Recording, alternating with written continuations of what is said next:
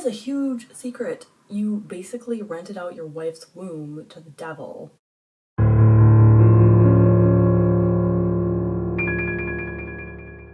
Hi guys, I have just finished reading Rosemary's Baby for the, I don't know, probably 100th time. I am a huge fan of Ira Levin and his work. I love Rosemary's Baby. I love the Stepford Wives. Both of them are also movies, and I like those as well. I feel like Rosemary's Baby is just, it's one of my comfort books.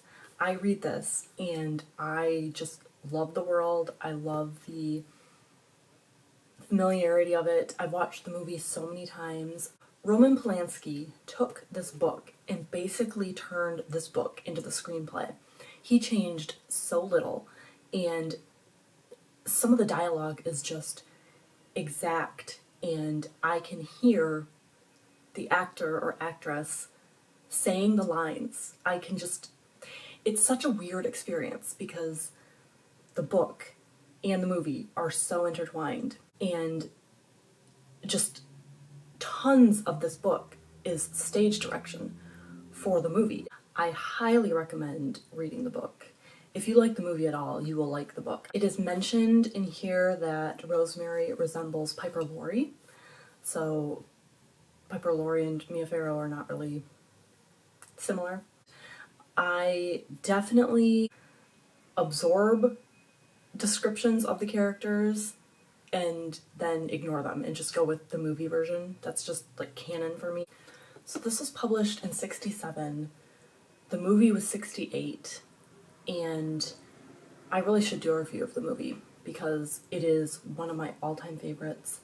I just love everything about the movie, and reading the book is basically like watching the movie. I don't know how to explain it other than that. There's just so much richness in this. And then, of course, being a book, you can convey a little more than you can in the movie. So at the end, when Rosemary's going through her critical, what do I do? I thought my baby was dead. Then I thought that they took it to do rituals on. And then I realized that my baby is alive. They did take it, but Guy is not the father.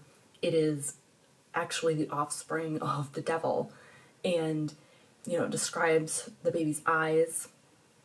It describes his little claws in his tail and his little horn buds. And then you get Rosemary's inner dialogue, and she is very seriously considering the fact that she will grab the baby, throw it out the window, jump after it, and kill herself so that this whole cycle will be over.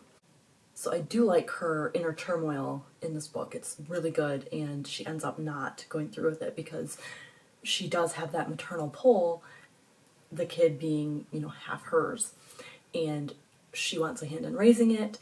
She doesn't want the coven to be in control, which, now that I think about it, I was just, going beyond Rosemary's Baby. And what was the plan? I feel like eventually it would be figured out because Rosemary and Guy's apartment is backed up to Minnie and Roman's bedroom, and they would hear them talking to a child if they kept it. Roman was supposed to not have very much time left, which was kind of a ruse to get Rosemary to chill out and, and kind of get her off the trail of the coven, but eventually she was going to realize that Roman was not dead.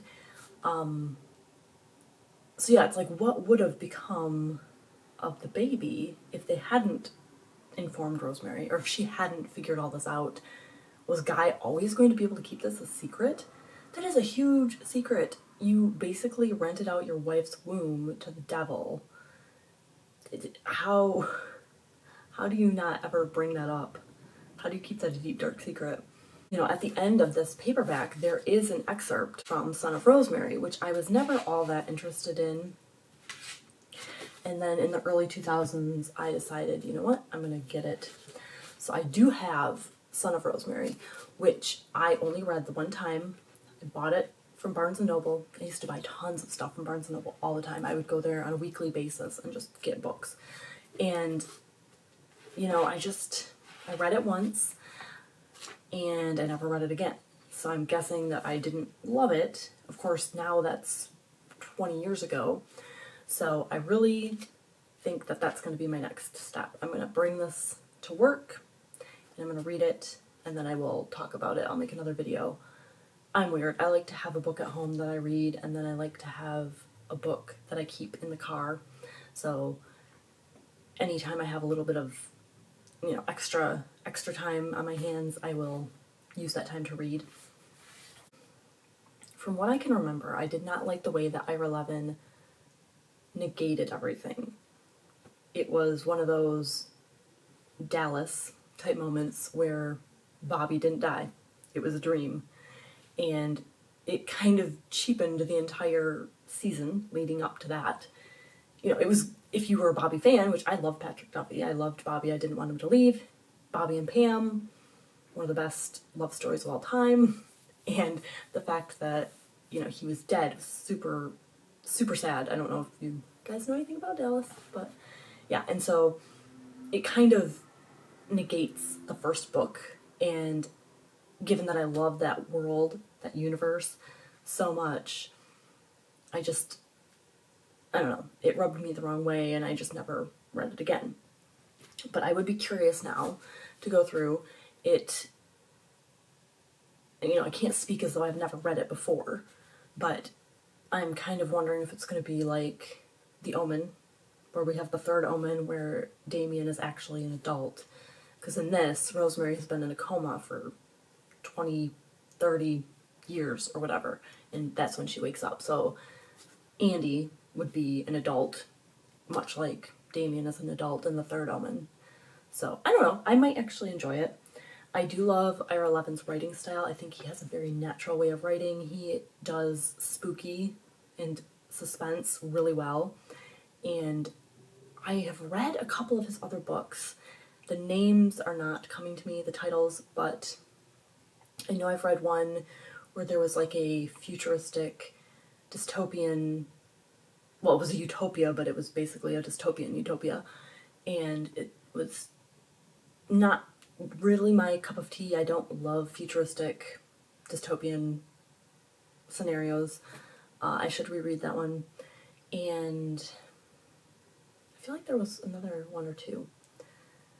But yeah, I could see why Roman Polanski didn't need to change anything. He didn't need to just... It's just perfect. It's a perfect book. It's a perfect book. It's a perfect movie. Together, they are just great. So, yeah. If you have read Rosemary's Baby, let me know what you think of it. If you haven't read it, I highly, highly recommend it. It is so good. And have you read Son of Rosemary? Because that is going to be my next book. This one wouldn't take place in the 60s, and that is a big part of what I love about Rosemary's Baby. I love the 60s, I love the 70s. I don't know if you've noticed, but a lot of my movie choices are from the 60s and 70s. Those are just the times where I would have loved to live, you know. So, have a spooky day.